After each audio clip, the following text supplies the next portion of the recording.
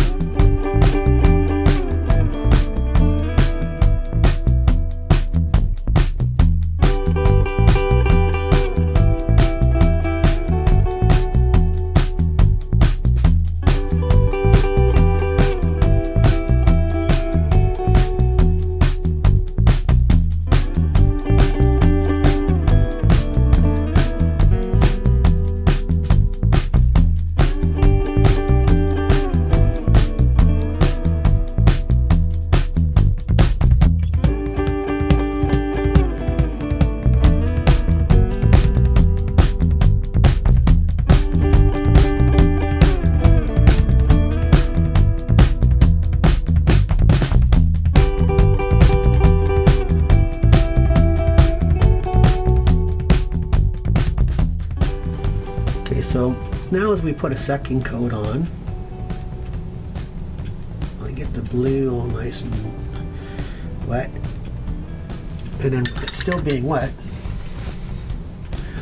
and then grab some of the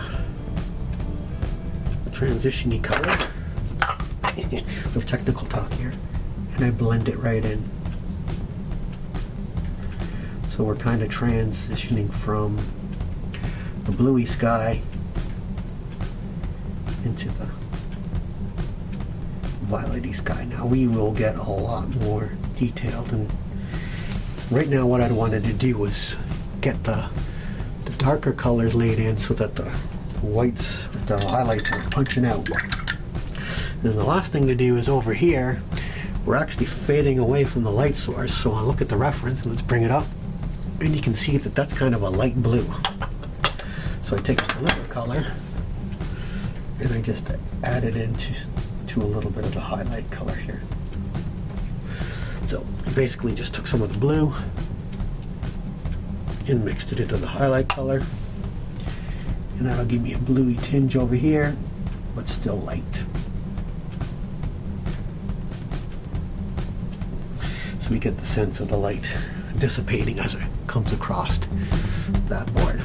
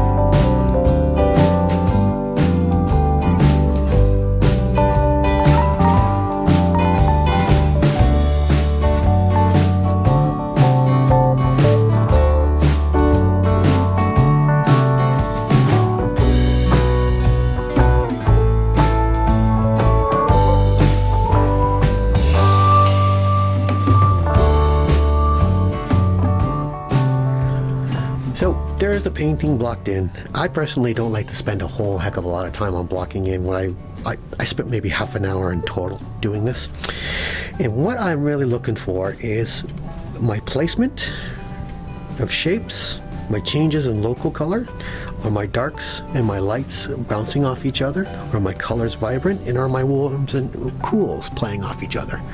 If everything's happening, then I'm a happy camper and I move on to the next stage. When I look at this, I'm very happy. I got a nice glow feel going on.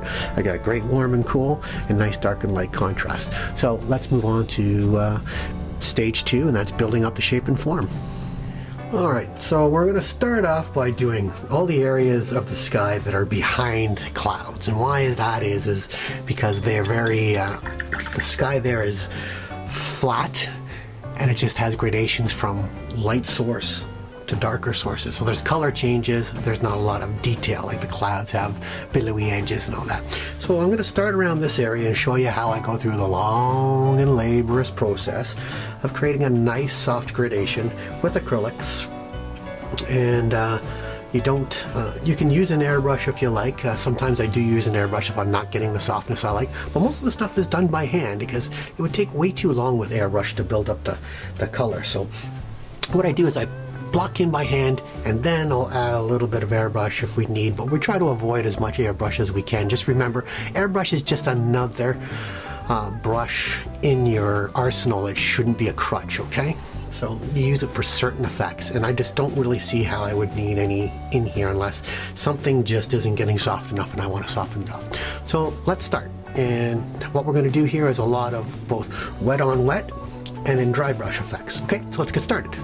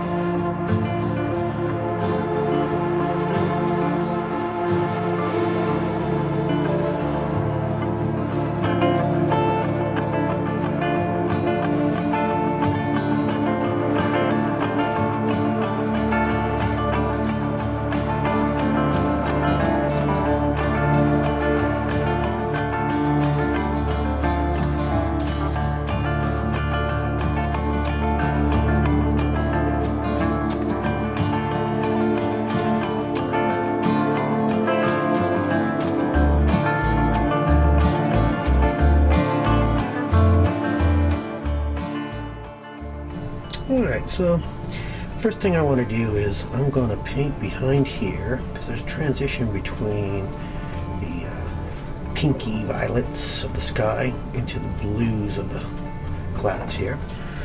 So I am literally going to put a coat on that's just a mixture of the sky purple with the sky highlight color.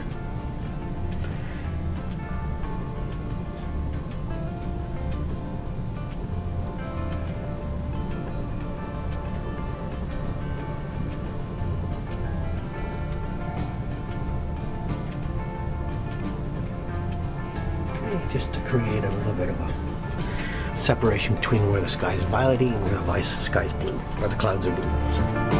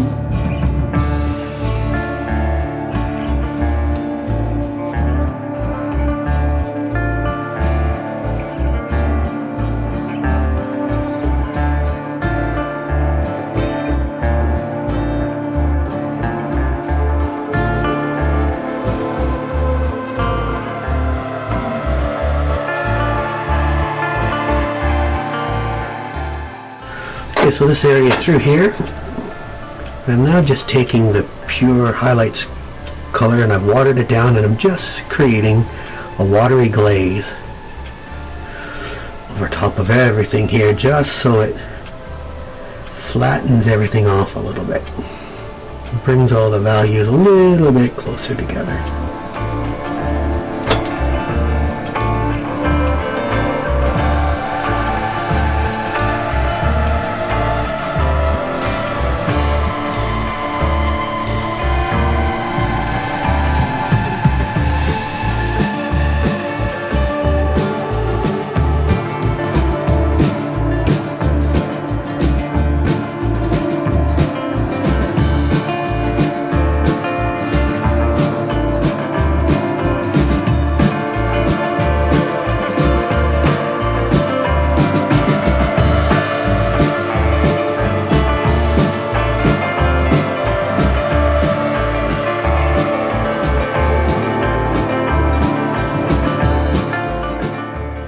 Okay, now with the highlight color, start defining some of the edges that are catching light.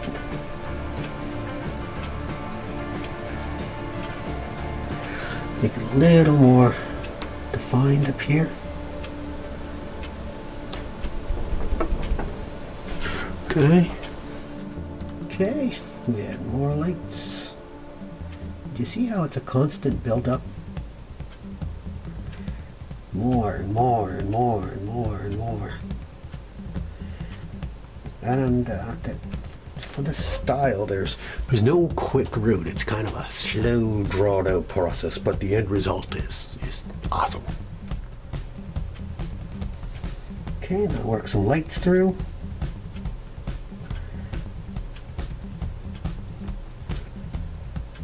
Just using the pure highlight skylight color. But again, just dabbing, dabbing, dabbing, dabbing, dabbing, dabbing, dabbing.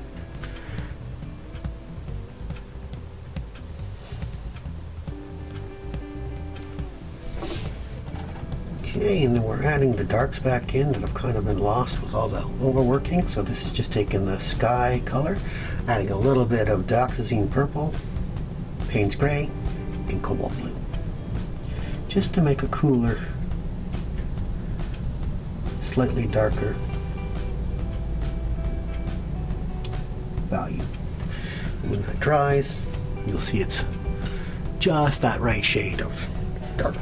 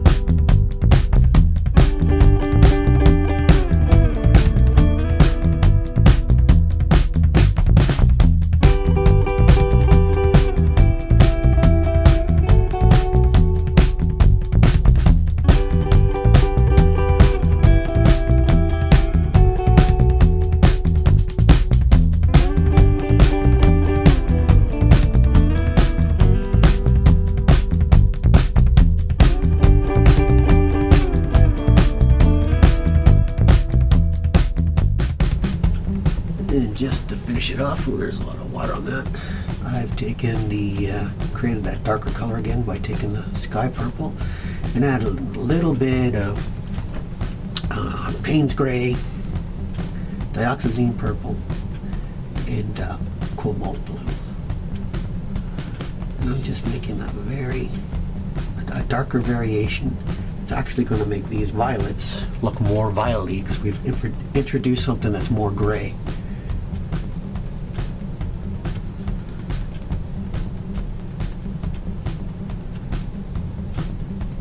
Also gives it a darker value, which is going to bring out the lights a little bit more. Okay, I'm going to add in a little bit of the darks over here too.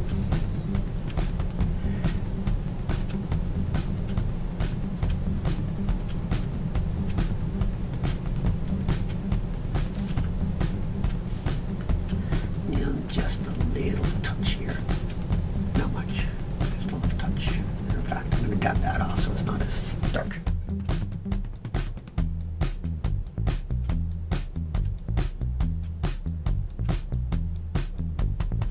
Okay, so for now, that's where I'm going to stop on the sky. We'll actually go in and soften things off. Right now through here is looking very harsh to me, and here needs to be worked up more. But the reason why I'm leaving them is nothing else is going on around here. So this is drawing all the attention and has all the visual weight. So I want to work up the rest of the board, see if it still has too rough of a look, and if it does, then I'll soften it off. Too many times I've thought, oh geez, that looks too rough, and I've softened it off, then painted up the rest of the painting, and boom, then it's too soft and I need to build it up again. So instead of going back and forth, what I'll do now is paint the rest. If it still looks like it's too harsh in through here, then I'll soften it off. So with all my colors set, I start blocking in the third layer of acrylic to get rid of a lot of the streakiness, but still leaving some of the board shine through.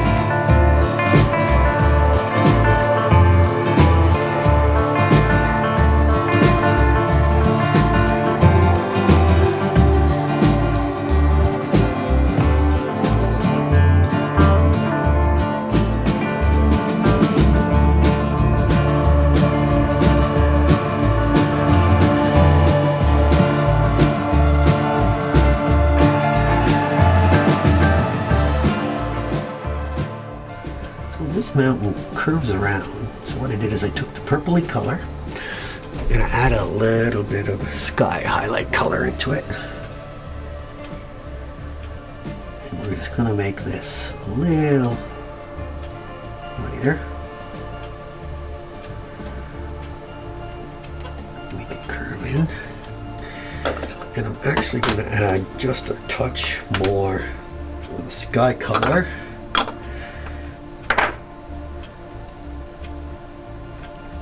On this side, because it's curving around into this color. Now that's too much, but that's okay. So we'll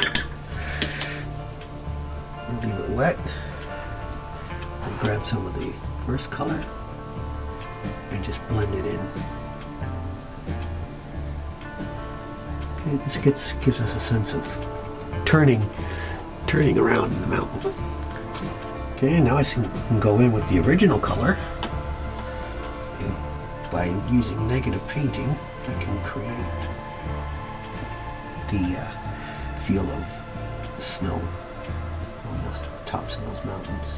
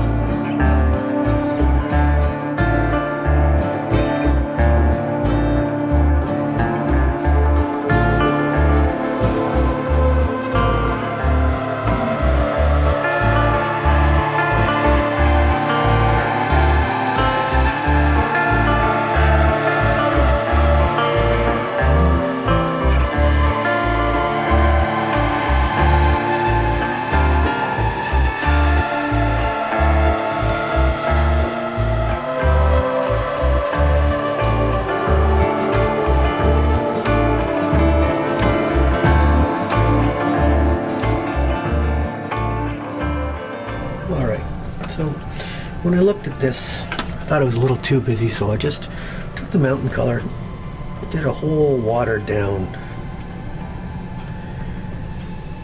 just this section down here. I'm going to put a wash over. This is just straight wash so that the contrast gets a little bit less as it goes down behind the trees. As this dries, you'll see that I'll just brought everything just that little closer together.